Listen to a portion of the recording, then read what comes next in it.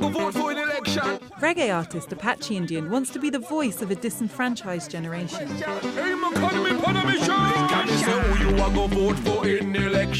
The generation that can't even afford homes and feels no one is doing anything about it. They're trying to get on the property ladder, they're trying to raise money for their deposits for the house. It's very, very difficult for them, and it's causing problems within the families. The housing market may be vibrant, but young people are still priced out. For a first-time buyer, it's a struggle. This is your master, with a nice double-sized bedroom here. Katie has had to borrow money from family and friends to raise enough for a deposit. It's really sad. The fact that not everyone can buy their own property, it's frustrating. It's left a whole generation wondering how something as basic as finding a home has become so difficult.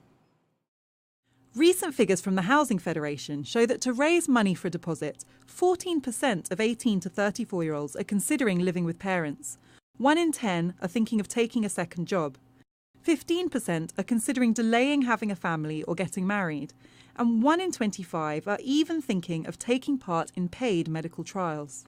The figure suggests we need around 245,000 new homes a year just to keep up with current demand. Instead, we're building around half that, the lowest level since the 1920s. Some people think it's because young people who are most affected don't vote, that it's not become a political priority. Campaigners say the tide is turning. Politicians need to pull their head out of the sand and recognise that housing has become a major general election issue.